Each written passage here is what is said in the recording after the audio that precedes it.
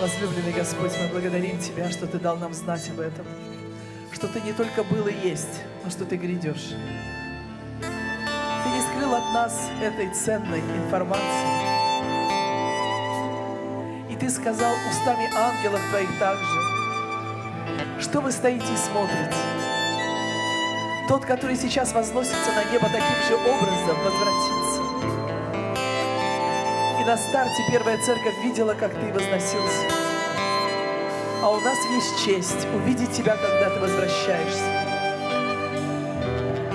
И пусть наши глаза будут помазаны маслом уже сейчас. Пусть наш дух будет зрячим. И я молюсь о церкви Твоей. Я молюсь, Господь, о каждом из нас, чтобы мы понимали, что надлежит делать прямо сейчас, а что не делать.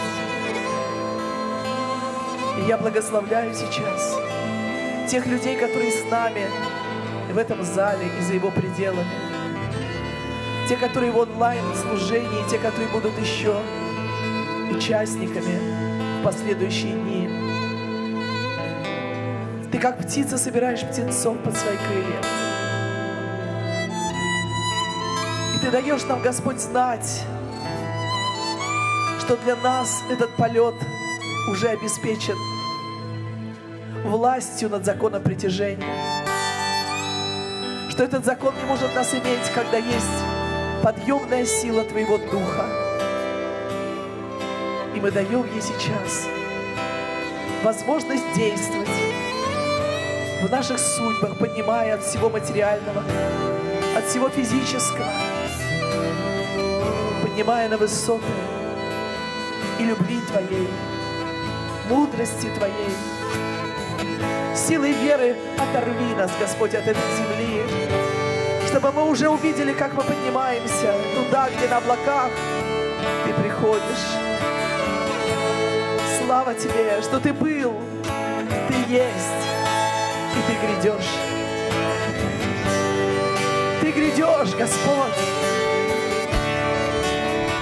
Слава Тебе за это. О, хвала Тебе, что Ты был, Ты есть, и Ты грядешь, и церковь Твоя Тебя ожидает. Слава Тебе, возлюбленный. Ты был, мы об этом знаем. Ты есть, и мы сейчас это переживаем. И Ты грядешь, и мы в это верим. И потому готовим себе путь, Господь. Слава Тебе. Слава Тебе, любимый. Слава Тебе. И пусть сердца народа Твоего будут сейчас готовы сказать: говори, Господь, говори, любимый, говори в дух народа. Сделай это семя живым. Сделай его способным вырастить урожай в Твою славу и честь, Господь. Будь благословен. И мы можем сейчас сказать: это моя Библия. Я есть. Я имею то, что в ней сказано. Я имею. Я могу то, что в ней сказано. Я могу. И теперь я смело заявляю: мое сознание готово. Мое сердце открыто. Принять непорочное, неизменное, вечно живое семя Слова Божьего. Это изменит мою жизнь навсегда, навсегда, навсегда. Во имя Иисуса Христа. Аминь. Присаживаемся в Божьем присутствии.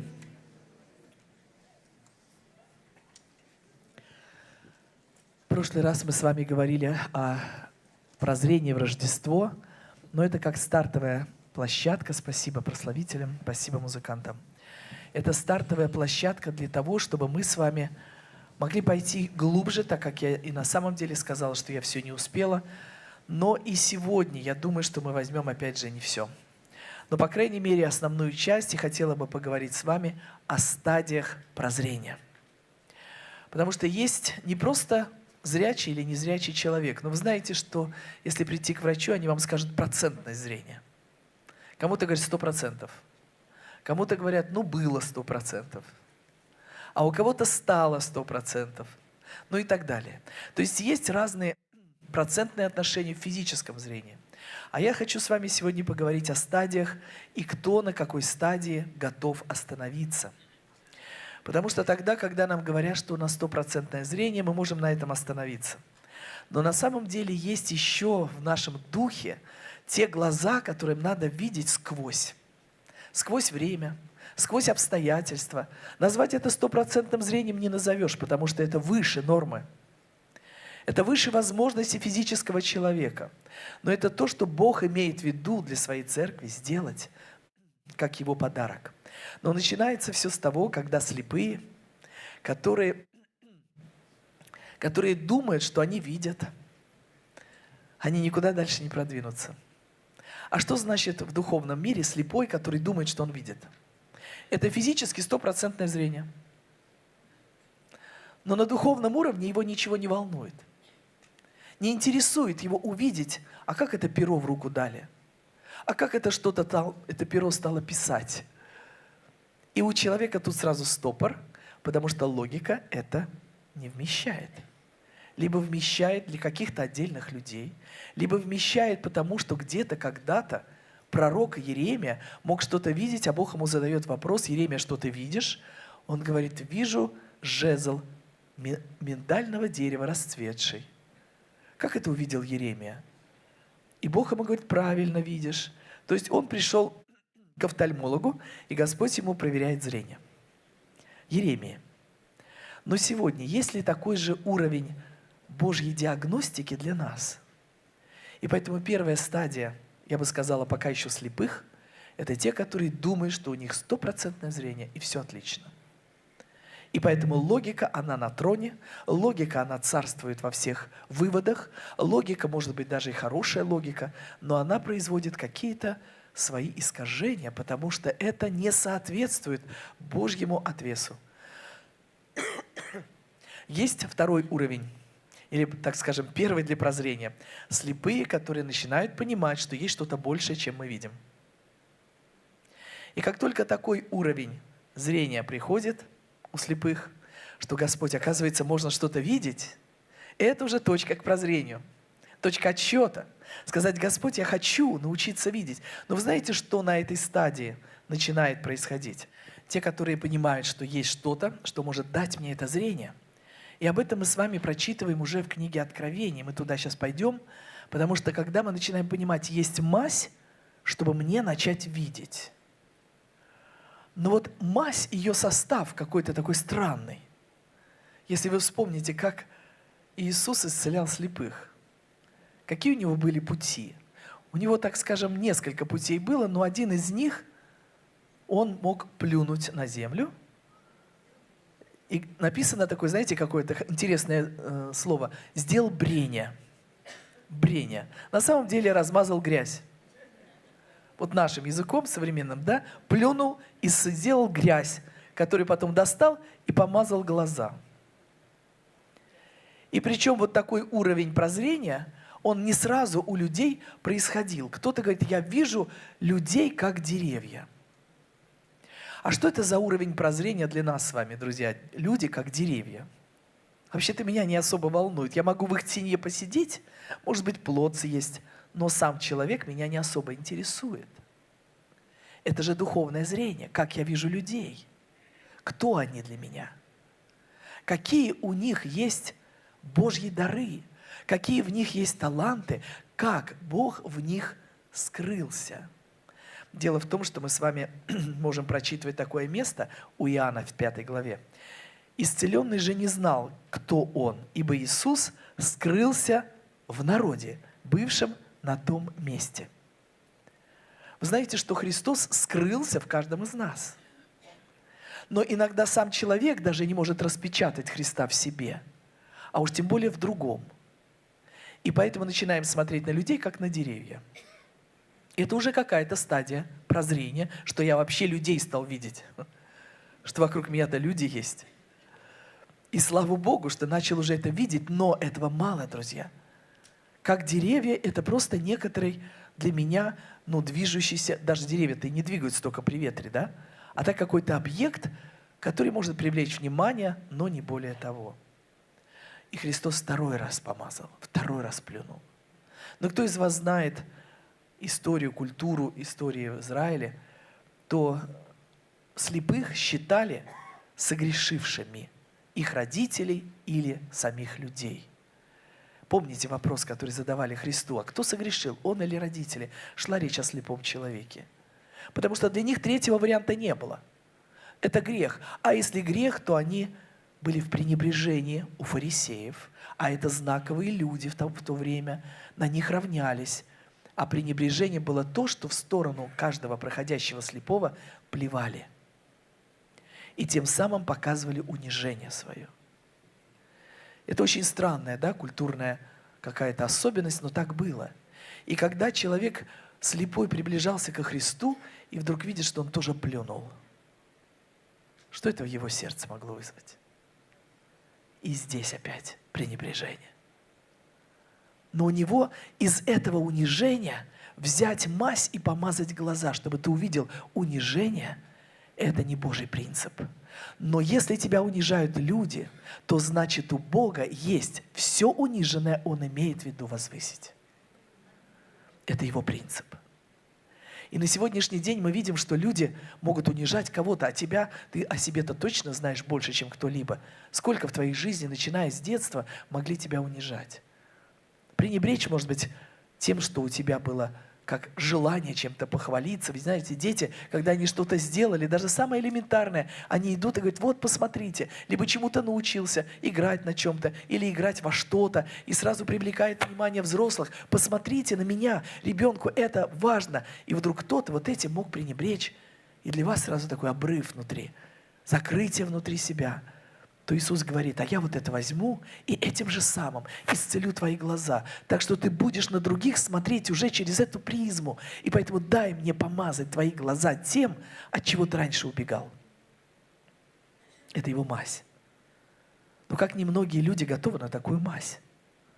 Им кажется, что-то в аптеке благородное взять. Или, может быть, самим сделать и знать, из каких ингредиентов она сделана. А Иисус говорит: у меня будет мазь для каждого индивидуально, исходя из того, что ты в жизни проходил. И поэтому тот человек, который начинает понимать, что вообще-то в моей жизни так много унижения. И когда-то в юности еще я задавала Богу этот вопрос, потому что я тоже не понимала, почему так много несправедливости в жизни. И не просто в жизни вроде в обществе само по себе понятно. Но когда ты это в церкви переживаешь, а так как вся моя жизнь с юности и с детства была в церкви, то для меня это было непонятно. Почему, молившись за освобождение одной женщины, когда она это получила, потом она против меня поднимала всех, кто только есть в церкви. Она получила освобождение, но, как я теперь понимаю, от одного духа, а там еще свора осталась, которая на меня зуб имела. Но я-то рассчитывал, что это человек, который просто будет благодарен. Оказывается, наоборот, она не понимала, почему ненависть у нее поднималась ко мне, и я не понимала. Но когда я стала Богу задавать вопросы: Господи, почему? Почему унижение там, где вроде бы ты хотел руку протянуть и протягивал, и делал все, что ты мог, а в результате потом эти люди либо становились в позицию завистников, либо в позицию какого-то противостояния, либо кто-то чувствовал в этом конкуренцию, начинал конкурировать, хотя ты даже мысль такую не имел. И тогда, когда у меня накопилось вот этих событий много, я сказала: Господь, в чем дело? Что это такое? А Он мне сказал: помни, что все униженное будет возвышено. Это вот Дух проговорил мне это слово, что наступит момент, я сам это сделаю, но сейчас просто пройди. Пройди это в доверии мне, пройди это в смирении, пройди это в силе прощения, пройди эту дорогу. И вы знаете, когда мы думаем, что мазь – это что-то одноразовое, а на самом деле Бог начинает нас во что-то погружать, и через это, через наши реакции, верные реакции. А иногда, может быть, не то чтобы верные, а вопросы, которые в небо, но Господь на них тоже имеет в виду отвечать, доводя нас до определенной стадии зрелости, при которой начинают опять и опять открываться глаза на большее и на более глубокое. И поэтому, как только мы увидели человека с его ценностью, мы с вами подошли уже к гораздо большей зрелости, чем это было раньше. Поэтому мы начинаем понимать, что в человеке есть дар. А если дар или сам Христос с множеством даров, то как мне это распечатать? Как мне это открыть? Понятно, что без согласия человека это невозможно.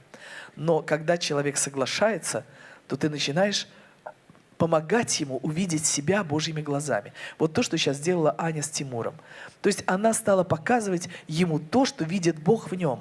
Она просто как транслятор. Но Господь точно знает, почему мы даже эту одежду выбираем. Вы знаете, когда люди одевают на себя различные образы черепов, костей, о чем это говорит? Не только о глубокой отверженности, а нежелании жить. И это уже говорит, одежда говорит. И когда ты хочешь жить, тебе хочется действительно то, что является красивым, гармоничным, то, что может отражать свет неба в тебе через любую одежду, которую мы одеваем. И поэтому Господь имеет в виду сегодня открывать нам глаза. И если мы понимаем, что на этом Господь не останавливается, еще один пример, который я хочу сказать, уже лично в своей жизни, но прочту такой текст. Значение имени Фалик. Фалик? Нет. Во дни Фалика у Евера родились два сына. Имя одному Фалик, потому что во дни его разделилась земля, разделена была, имя брата его Октан. И поэтому значение имени Фалик – это рассечение или разделение. И казалось бы, Господи, а что тут можно увидеть вот в этом? 2 часа увидели. Во время. И мы разделим сейчас проповедь на молитву. Хорошо. Фалик тоже сработал. Давайте.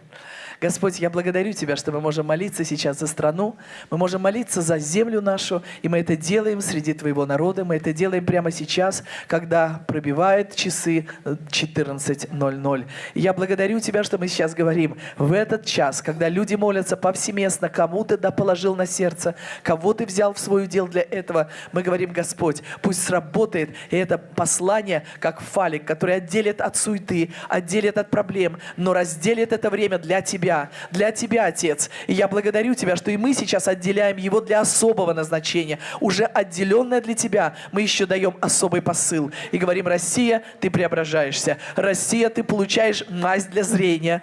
Ты получаешь выход из уничижения. Ты поднимаешься на Божью высоту, где Господь Тебя определил видеть. Но для этого Тебе сначала надо встать на колени перед Богом.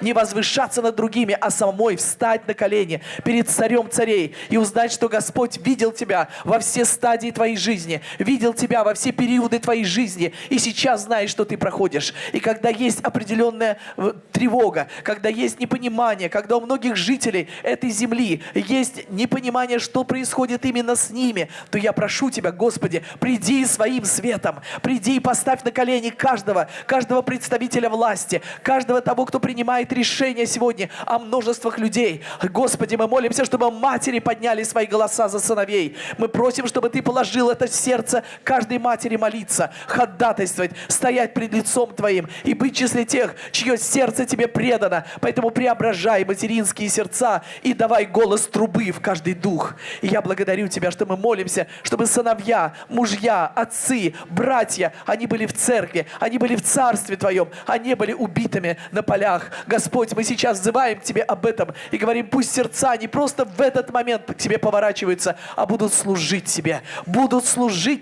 во все дни жизни, чтобы церковь, она стала преимущественно наполнена мужчинами, потому что много лет церковь была наполнена женщинами, а сейчас пришло время мужчинам стать в этот ряд поклонения. Поэтому, Господи, те мужчины, которые есть в зале, в церкви, размножь это мужское семя так, чтобы оно было живым и полноценно служащим, преданным Тебе и посвященным. И я благодарю Тебя, что в этом наша молитва во имя Иисуса Христа. Аминь.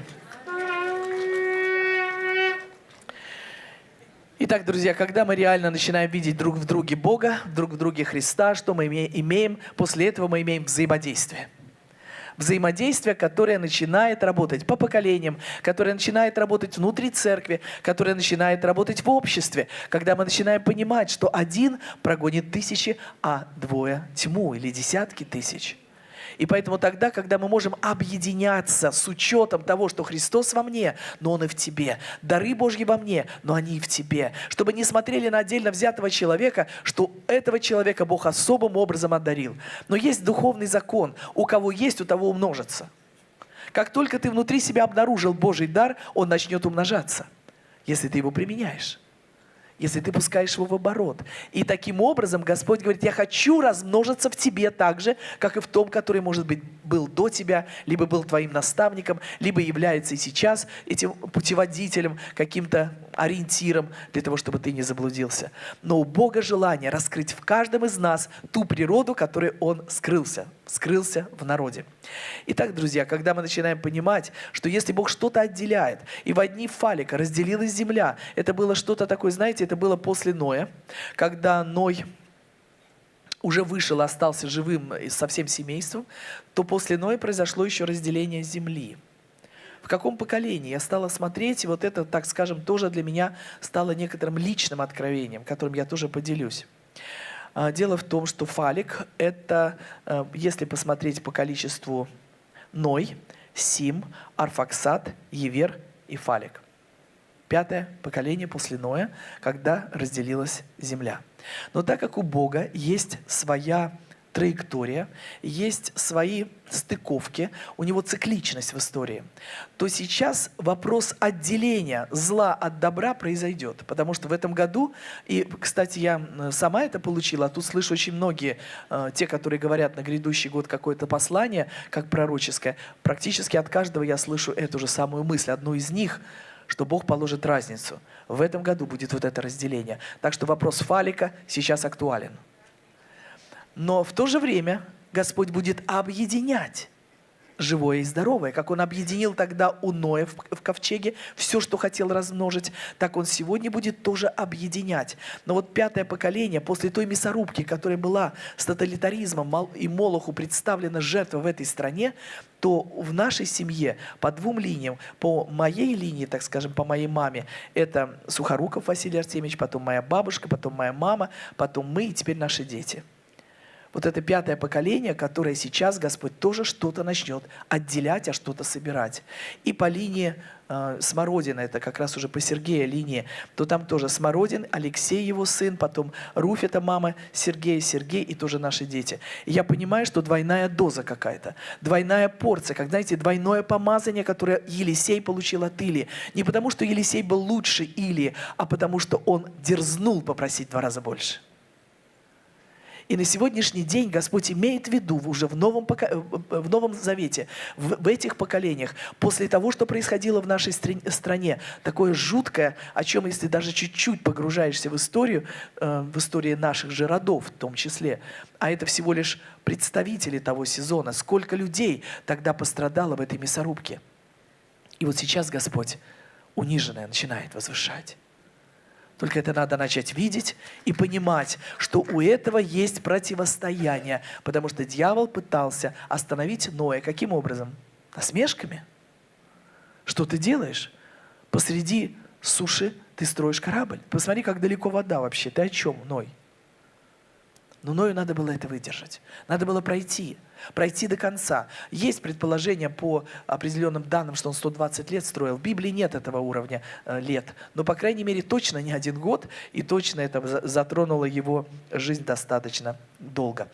Но 4-й уровень зрения, который я еще не сказал, и для меня он является одним из самых высоких уровней зрения. С этого начинался мой год.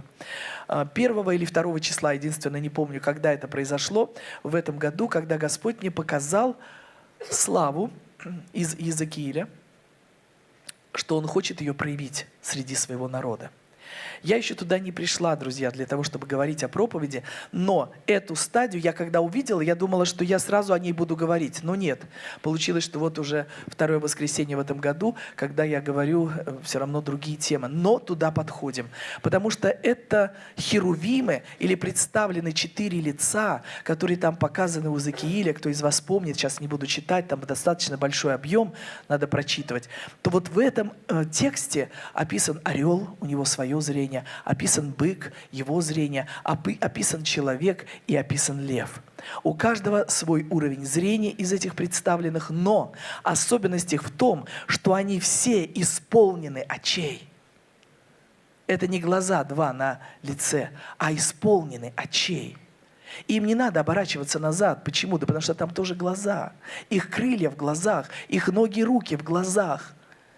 Вот это зрение Херувима, который опускает славу Божью на землю, потому что они этой славой обладают там, наверху. Но если они пришли на землю, они принесли и славу, и зрение.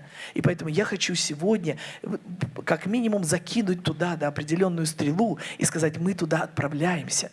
Не сегодня еще, но мы туда уже делаем свой фокус на то, чтобы нам исполниться очей изнутри и вне. Но для этого надо понять, на какой ты стадии зрения сейчас. На какой стадии ты находишься в данный момент времени. Итак, друзья, я хочу сегодня коснуться еще некоторых моментов и дойти до Ладикийской церкви. На что ты смотришь? На что ты смотришь, что преображаешься? Земля обетования или те, кто ее населяет? Тогда, когда люди стали подходить к земле обетования, то там, вы помните, первые соглядатые, которые пошли. А кто пошел? 12 человек от колен знаменитых, известных, весомых для того общества. Но когда они пошли и посмотрели, то мы помним, что случилось с ними. Они стали плакать, они весь народ привели в слезы, потому что они увидели не землю, они увидели обитателей. А обитатели были страшными.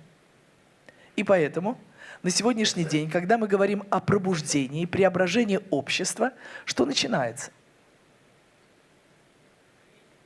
Не просто критика, запугивание. Люди даже пост берут, чтобы пробуждение не состоялось. Представляете? И распространяют это вокруг. И для меня это, когда я говорю, Господи, это что такое? А Он мне напомнил вот этот момент. Потому что в 2015 году, когда я говорила о внутренних врагах, то внутренние враги, мы говорили, теоретическую платформу строили для того, чтобы овладеть землей обетования. И там я перечисляла все народы и характеристики их. Так вот, я решила еще раз посмотреть, а кто же находится прямо у Иордана. Помните, я говорила в прошлом году и напоминала в первое воскресенье о том, что там скорпион стоит огромный, когда мы переходим Иордан. Так вот, оказывается, хананеи. А кто это такие хананеи? Сейчас мы прочитаем. Числа 13:30. Амалик живет на южной части земли, хиттеи, ивусеи, амореи живут на горе. Хананеи же живут при море на берегу Иордана. Оказывается, вот в чем причина-то. Мы уже подошли к Иордану, мы уже его перешли, и вот эти скорпионы вдруг подняли свой голос, потому что это хананеи, и начинают злословить тех, кто туда пришел. И мне Господь говорит, радуйтесь, вы уже там. Вы уже там, поэтому не надо тосковать о том, что кто-то чего-то говорит, да еще и какие-то шаги предпринимают, пытаются грязью поливать, пытаются говорить о том, что мы не туда идем. Друзья, именно туда, потому что сегодня поднимаются скорпионы со своим ядом и тем самым обнаруживают лжепророческий голос. И вот это важно сейчас услышать, потому что Иисус сказал в 24 главе, «И тогда соблазнятся многие, и друг друга будут предавать, и возненавидят друг друга, и многие лжепророки». Не один, не два, не три. Многие лжепророки восстанут. И если бы они просто восстали, это одно. Но конец этой фразы меня озадачивает. Прельстят многих.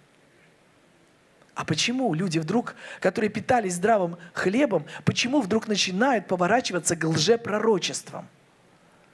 Вы знаете, это вопрос сегодня лично для каждого. Задать себе вопрос, почему мне хочется слушать какую-то грязь про кого-то? Почему мне хочется слушать, как кого-то в чем-то надо уличить? Потому что пророческий голос – это всегда голос, который вдохновляет, который говорит истину, и если истину с любовью, данную Богом, для того, чтобы человека еще сделать сильнее, а не ослабить и не остановить на пути. А те, которые начинают выискивать только отрицательные вещи или говорить об этом сразу же в эфире, это противоречит Божьим словам на всех уровнях. Потому что если ты видишь брата согрешающего, пойди и поговори с ним. Если он тебя не услышит, возьми и приведи к пресвитеру, поговори дальше. Здесь игнорируется все и выносится сразу грязь. Я об этом говорю, друзья, с улыбкой, потому что для меня это такие яркие признаки того, что это ложь дьявольская, которая сегодня одета в одежды так называемых пророков. Поэтому будьте аккуратны. Я верю, что люди, которые находятся в зале, те, которые нас слушают и смотрят, и в чьем сердце уже идет Божья работа, они это легко отвергнут. Если же это, наоборот, притягивает внимание, то задай себе вопрос, что во мне является магнитом притягивать грязь. От чего еще мое сердце не свободно, чтобы я не землю обетования видел, а видел живущих на ней, которые сейчас занимают не по праву. И, кстати сказать, семя, которое занимало землю обетования, это семя проклятия, потому что это то, что получил Хам и Ханаан потом. И они населяли землю. И поэтому сегодня мы видим успешными тех, которые, по сути, в глазах Божьих, как Асав говорил, да, я даже позавидовал их нечестивым, потому что частично люди начинают смотреть и думать, ну почему же они так успешны, а что с нами не так? Друзья, просто с нами не так то, когда надо ложь отвергнуть навсегда. И вы знаете, есть место Писания, которое сказал апостол Павел, «Ибо и Христос не себе угождал, но, как написано, злословия злословящих тебя пали на меня». И поэтому можем так сказать, злословие злословящих нас падает на Христа. И Он уже это все взял. И поэтому нам не надо даже думать о том, как же я буду выглядеть. Нас это не волнует, потому что мы выглядим, исходя из того, какой Христос в нас. И как Он еще проявит себя вот в этой природе. Итак, друзья, что мы едим, тем мы становимся. Будем ли мы постоянно видеть негатив, либо постоянно видеть позитив. Потому что Бог, Он видит добро и желает, чтобы мы его распечатывали и в себе, и в друг друге. Итак, Откровение, Ладикийская церковь. «И ангелу Ладикийской церкви напиши так». Напиши так, говорит, аминь. Свидетель верный и истинный, начало создания Божье. Знаю твои дела. Ты не холоден, не горяч. Если бы ты был холоден или горяч, но как ты тепл, а не горяч и не холоден, то извергну тебя из уст моих. Откуда приходит теплость, друзья? От слепоты. Потому что когда человек начинает делать дела, которые не Бог поручал, он не видит, что надо делать, а делает то, что не надо делать. И становится холодным, становится теплым. Приходит вот эта температура, которая погашается определенными правилами, порядком, но не сутью вещей. И поэтому, если в твоей жизни суть вещей куда-то отложена, но тебе хочется выглядеть, то надо этот вопрос тоже поднимать пред Богом. Ибо ты говоришь, я богат, разбогател и ни в чем не имею нужды. А не знаешь, что ты несчастен и жалок, нищий, слеп и наг. Обрати внимание на свое окружение. С кем ты лучше всего общаешься? Кто тебе важен? Человек, который важен в обществе, он для тебя важен. Либо человек, кто важен сейчас в глазах Божьих, чтобы ты не прошел мимо. И вот какая твоя позиция, какой критерий выбора, с кем ты будешь общаться? Конечно, хочется всегда иметь, как минимум, подобных себе рядом. Но Господь-то хочет остальных поднять до того уровня, где ты уже находишься. И поэтому Ему важно, чтобы ты начал, общаясь с людьми, протягивать им и твои откровения, и возможности Божьи, ресурсы, опыт и так далее. И оно начинает работать на созидание церкви.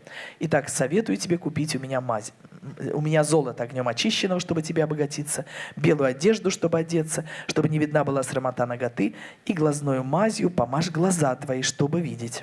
Кого я люблю, тех обличаю, наказываю. Итак, будь ревностен и покайся. Ревность предшествует покаянию. Пока человек не получил ревность, он не может покаяться, его все устраивает. Но вот этот вот момент, а что же делает Господь сегодня? Мы с вами говорили про Вавилон. И много этому посвятили время, еще что-то будет впереди. Но кому поклонялись вавилоняне, кому поклонялись моавитяне, перед кем они склоняли свои головы? Это природа Ваала. А кто такой Ваал? Я сейчас прочту несколько характеристик. Это имя верховного бога, которому поклонялись в древнем Ханаане. Опять хананеи. И в Финикии. Практика поклонения Ваалу проникла в еврейскую религиозную жизнь во время судей. Обрела широкое распространение в Израиле при правлении Ахава, когда была сухость, когда люди голодали. Ваал – один из самых кровных или кровавых богов и хитрый демон. Ваал-Фигор – Это моавитский бог. Добавили чуть-чуть, да, к нему, к Ваалу, культ которого состоял в самом грязном сладострастии и распутстве. И вот тогда, когда мы начинаем понимать, что с обществом-то, это самая кровожадная природа, сегодня проливается кровь, самая разгульная природа, сегодня очень много разврата, да еще и в законном уровне пытаются это внести, а где-то уже внесли. Вот это поклонение Ваалу. И вы знаете, на этой неделе или на той неделе я просмотрела одно видео, которое вот до этого тоже смотрела. Когда я уже стала его видеть еще раз, то поняла. Но вдруг я почувствовала, время пришло разобраться с Ваалом. Не просто с Вавилоном, но и с тем основным богом, которому поклонялись там, в Израиле. Даже не в Израиле, вообще по миру, а в Израиле в том числе. И в книге пророка Иеремии прямо говорится, что Ваалу приносились человеческие жертвы. А разве сегодня они не приносятся через то, что происходит на земле? Человеческие жертвы, через пандемию, человеческие жертвы, через то, что сейчас происходит на границах. И это все Ваал, которого надо убрать. И у нас, как у церкви, есть право, друзья, убрать действие влияния Ваала, что мы сделали на ночной молитве. А что мы там сделали? Мы объявили ему развод. Развод на уровне страны. Развод на уровне государственности. Но есть необходимость каждому из вас, каждому из нас сделать развод на уровне своей семьи, своего рода. Развод с Ваалом. Потому что кто-то в рабстве алкоголя по наследству, кто-то в рабстве блуда по наследству, который усиливается уже личным грехом. То это все влияние Ваала, которому надо сказать: стоп, больше ты со мной дальше не пойдешь. Объявление вот этого решение твоего, с твоей стороны этот развод объявить. Но затем объявить укрепление брачных отношений с Иисусом. Не только на себя лично, мы каждый из нас это сделали, но чтобы положить пределы этой тьме для своего рода, надо объявить заветные отношения со Христом, что они в действии, они работают, и род правых с этого момента, если ты первый в роду, начинает благословляться. А если ты уже не первый, благодари Бога за корни, которые Бог также очищает и освящает от влияния Вавилона. У нас это в России еще и язычество, которое тоже имело свои жертвы человеческие, когда приносили девушек славянские, культурные, там были свои так называемые культурные исторические корни. Мы от этого отказываемся, чтобы Россия больше не жила под влиянием Вавилона и в его представительстве Ваала. Чтобы этот так называемый господин потерял платформу для действий. Почему, друзья, это важно сейчас сказать презрение? Потому что когда мы говорим, что делает Бог, вот это Он от нас ждет сейчас. Духовные причины того, что происходит в мире, убрать. И для этого у церкви есть это право. И поэтому посмотрите, кто побеждает. Вот то, что написано в последней, да? «Кого я люблю, тех обличаю и наказываю. Итак, будь ревностен и покайся. Се стою у двери и стучу. Если кто услышит голос мой и отворит дверь, войду к нему и буду вечерять с ним, и он со мною. Побеждающему дам сесть со мной на престоле моем, как я победил и сел с отцом моим на престоле его. Имеющий ухо да слышит, что Дух говорит церквям». Я думаю, что мы в конце этой проповеди дадим потом ссылочку на ту программу, чтобы вы понимали, как вы можете сделать этот же самый развод лично для себя. В своей жизни, в своем поколении, в своем семействе, в своих, может быть, местах, где сегодня живут ваши родные, вдалеке где-то, но чтобы и те территории были отвоеваны для Христа. Слава Богу за то, что у нас есть, как у церкви, это привилегия и право увидеть, что делает Бог именно сейчас и именно сегодня. И вы знаете, когда мы с вами говорим о прозрении, которое Господь хочет нам дать сегодня, то это прозрение на уровне нашей готовности действовать. Потому что сначала человека, чтобы его разбудить, чтобы у него, вы знаете, даже всякий спящий, он тоже слепой. Но он не может видеть, что вокруг, да, в физическом мире. Он может видеть сны, и это уже, конечно, хорошее зрение. Но если говорить о том, что спящий, у него закрыты глаза, он не видит. Но когда ты его начинаешь будить, чем его можно пробудить? Голосом. Голосом. Когда мы вдруг говорим: просыпайся, или будильник звенит, да? И человек начинает просыпаться. И когда он проснулся от голоса, следующий у него открываются глаза, он начинает видеть.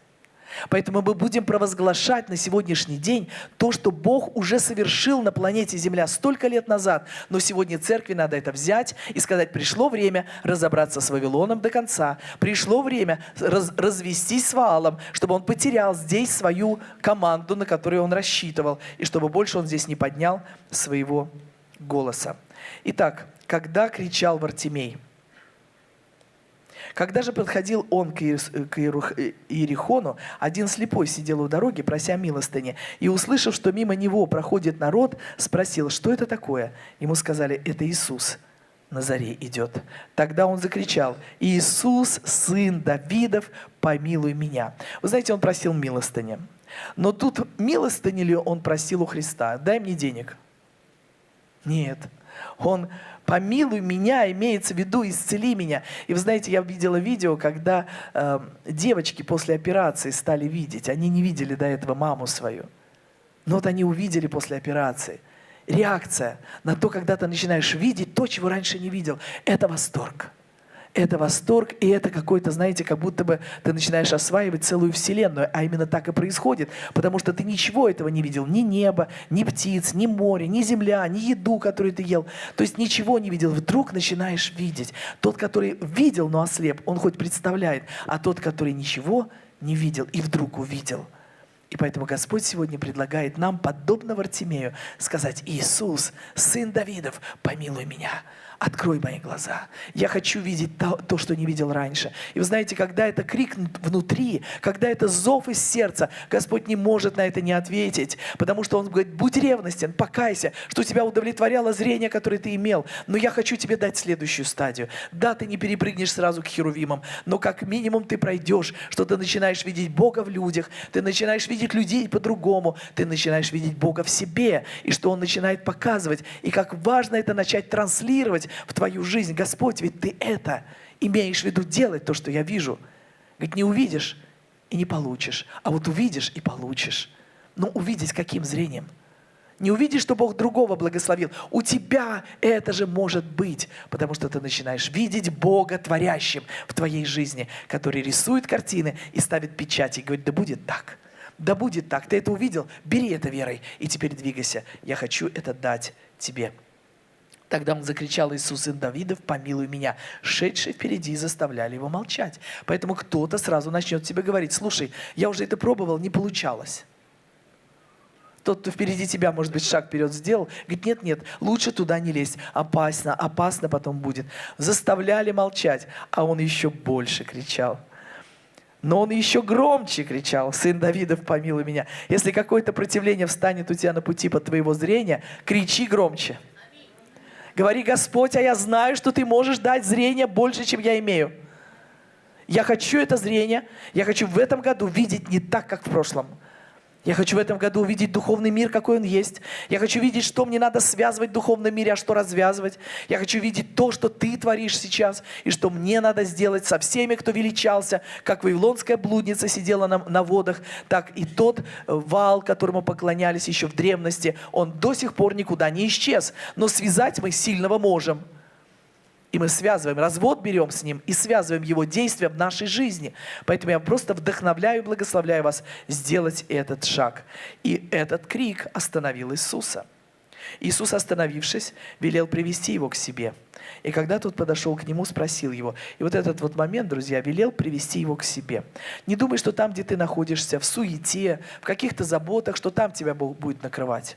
Он может, конечно. Он может, чтобы остановить какую-то, может быть, опасность и так далее. Но в основном он говорит: приведите ко мне. Найди время для общения с Ним в этом году больше, чем вчера. И больше, чем в прошлом году. Найди это время. Потому что он говорит: приведите ко мне. Он сам не побежит туда, если он ждет тебя к себе. Не у кастрюли он хочет с тобой прежде всего общаться. Там он тоже может. И благословляет все, что ты делаешь. Но та глубина, которую Он хочет открыть, нужно время, посвященное Ему. Нужно сесть и сказать: Господь, а вот этот час, он Твой. Как Ты хочешь вести его? Веди. Я просто даю тебе эту дирижерскую палочку. Управь этим часом, управь этим днем, управь этими часами, минутами. Сколько ты можешь ему выделить? Выдели это время, потому что он давно стоит у двери и стучит, чтобы войти. И тот, кто услышит, тот проснется. не услышал, останешься и слепым, и останешься спящим. А мы сегодня говорим о пробуждении целого народа, о том, что проснется земля, проснется Россия. И вот эти этапы пробуждения, которые сегодня идут по городам и по Волге, в частности, прошли сейчас пробужденческие вот эти служения, слава Богу, потому что когда-то мне Господь сказал, что Волга – это то, с чего надо начинать молитву за Россию. И мы это делали тогда в 2009 году, но и сейчас Он поднимает все, что там уже народ начинает ходатайствовать более конкретно. И когда подвели, когда тот подошел к нему, спросил его: «Чего ты хочешь от меня?» Он сказал: «Господи, чтобы мне прозреть». Вы знаете, ты можешь подойти и сказать: «Господи, я уже зрячий, но ты мне что-нибудь добавь еще». А вот тут он говорит: чтобы мне прозреть. Я духовный мир хочу видеть так, как никогда еще не видел. Господь, я хочу прозреть для духовного мира. Я хочу прозреть для Твоих дел. Я хочу прозреть для Твоего царства. Я хочу прозреть для всего, что Ты еще для меня приготовил. Я хочу прозреть для того, что Ты приготовил в этой стране. Чтобы мне быть не наблюдателем, а участником того, что Ты будешь делать в это время. Чтобы мне прозреть. И Иисус сказал ему: прозри. Прозри. Вера твоя спасла тебя. И он тотчас прозрел и пошел за ним, славя Бога. И весь народ, видя это, воздал хвалу Богу. Кто из вас слышал историю про Татьяну Анисимову, с которой мы делали программы? И она тогда сказала, что во время операции ей перерезали зрительный нерв, и видеть она не могла. И ей написали в справке, так как это было на Украине, написали в справке: «Слепа довечно», то есть навсегда. Но когда она была на служении, пастор проповедовал, это было накануне Пасхи, и он проповедовал как раз вот эту тему и говорит: «Что ты хочешь от меня?» И она, зная эту историю дальше, она просто закричала: «Хочу прозреть!» И он ей сразу сказал: «Так прозри же!»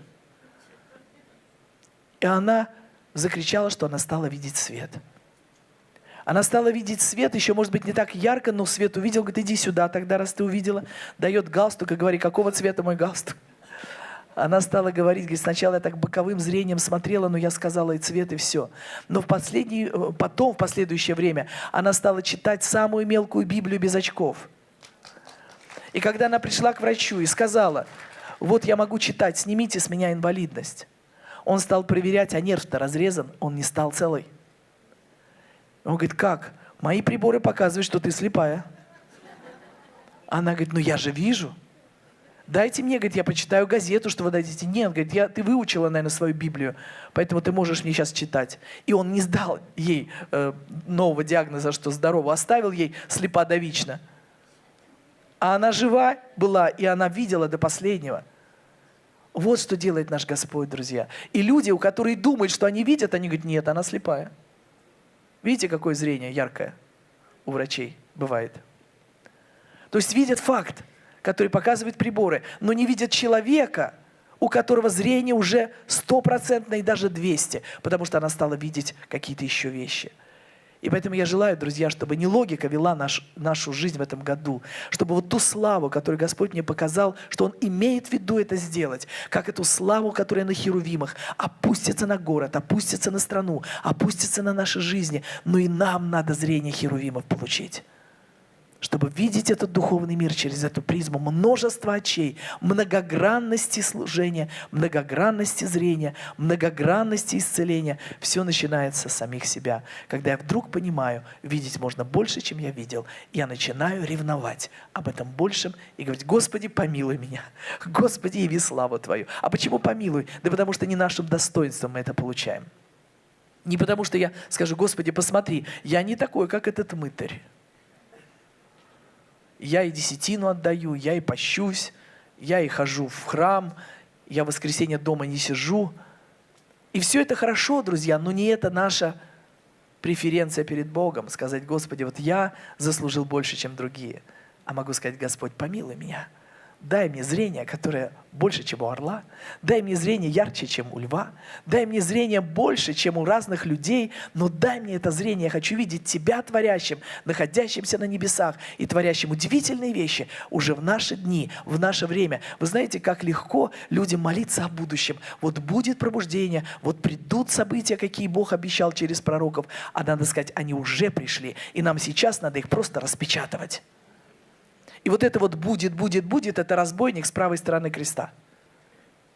Или с левой там, который сказал, помяни меня, Господи, когда будешь.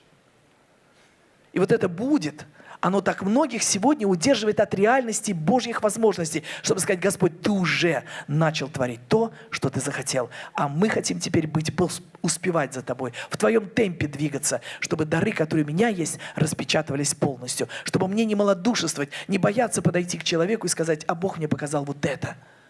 Но имей в виду, говори то, что будет человека вдохновлять и поднимать. Если надо будет сделать коррекцию, Бог даст тебе, как это сделать так, чтобы человека не посадить, не унизить, а тем более в глазах других людей.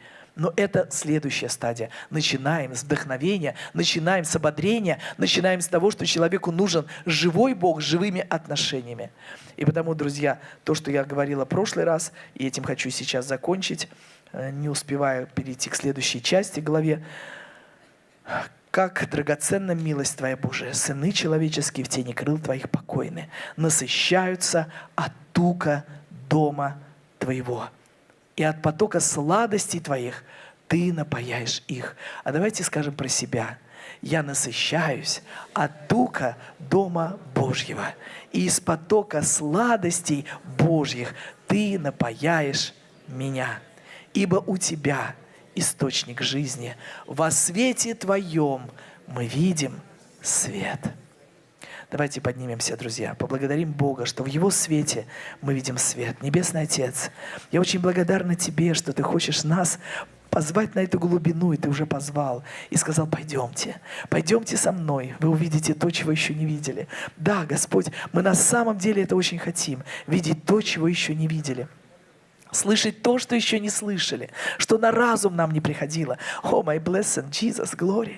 Равира фарафарда греда спрейс. Я очень благодарна Тебе, что яд скорпиона остается у скорпионов и жалит их самих. Потому что к нам это не принадлежит и не приблизится. Потому что мы уже перешли за Иордан, и те хананеи, которые подняли свой голос, которые сейчас пытаются унижать, а мы говорим, Господи, слава Тебе, что они вынуждены убежать, а не унижать. Убежать с дороги, потому что, мы-то идем, мы идем в землю обетования, мы идем ее забираем часть за частью, мы идем, чтобы поражать врага в голову, мы идем, чтобы всякого Рифаима, всякого Голиафа поразить так, чтобы он больше не поднялся. И я благодарю Тебя, Дух Святой, я благодарю Тебя, что Твое намерение никто не остановит, и мы не говорим о том, что пробуждение еще грядет, мы говорим, оно уже пришло, и сила Твоего воскресения начинает погружать людей в атмосферу неба, и в этой атмосфере люди начинают жаждать Бога, и начинают бежать к Тебе. И мы сейчас Тебя за это славим. Мы Тебя за это превозносим, что имя Твое в нас, и оно распечатывает ресурсы неба, и оно привлекает людей к Тебе, и оно начинает видеть, делать зрячими тех, которые видели только из своей логики. Но я благодарю Тебя, что, Господи, мы сейчас говорим, Ты сядь на троне каждого сердца, чтобы глаза наши видели, чтобы уши наши слышали, чтобы разум разумел то, что делаешь Ты, и чтобы никогда не поддаться прежним стражникам, которые уже сложили свои полномочия. И мы говорим, Ты, разум, подчиняешься небесному присутствию. Ты, разум, начинаешь видеть то, что ты еще не видел, потому что Господь приходит сюда своей властью и своим могуществом. И мы принимаем доступ к тому зрению, которым владеют херувимы. Мы сейчас уже говорим об этом с Тобою, Господи, чтобы нам видеть то, что делаешь и говоришь Ты, а не то, что делает этот мир. Не то, что делают сегодня лжепророки, пытаясь увлекать вот эти ложные сети. Во имя Иисуса Христа, Господь, обрежь эти канаты, по которым дьявол увлекал людей, о которых Ты сказал, что прелестят многих. А мы молимся за многих людей, которые не могут отличить лево от права. Ты когда-то Ниневию пощадил потому, что там много было тех, которые не умеют отличать. Поэтому я прошу Тебя во имя Иисуса Христа, те, которые не могут еще отличить, где Твой голос от иных голосов, во имя Иисуса, приди туда и обрежь эти чужие послания. Обрежь, Господь, в умах и сердцах людей и поверни к Тебе, дав увидеть, что Ты творишь сегодня много благ даешь тем, которые жаждут Тебя, которые которые служат Тебе, которые ищут лица Твоего, а не человеческих имен, которые ищут, Господь, подлинно того, что Ты творишь в наши дни. Я благодарю Тебя за это. Я благодарю Тебя за это, возлюбленный. Я благодарю Тебя, сильный и мощный. Я благодарю Тебя, величественный и спасающий. Я благодарю Тебя, blood Jesus, my home and face. Я благодарю Тебя, Равира Фаратан де Седас. Я благодарю Тебя, потому что и сегодня еще дверь открыта. И сегодня еще ковчег не получил печать на закрытую дверь. Сегодня еще мы можем сказать: ныне время благоприятное и ныне день спасения. Поэтому придите и склоните колени свои перед Богом. И мы говорим всей России: приди и склони колени свои перед Богом. Приди и склони сердце свое перед тем, который смазывает глаза и дает зрение, чтобы все униженное, что было и в этой земле, оно стало возвышаться. Но Божьим возвышением, а не человеческим ресурсом. И поэтому, Господи, мы это принимаем от Тебя. Мы принимаем из Твоих рук то возвышение, которое приносят нам ангелы Твои, херувимы Твои, и на крыльях, на исполненных очей подняться к престолу славы. Благодарю Тебя, любимый, верный и всемогущий, во имя Иисуса Христа. Аминь.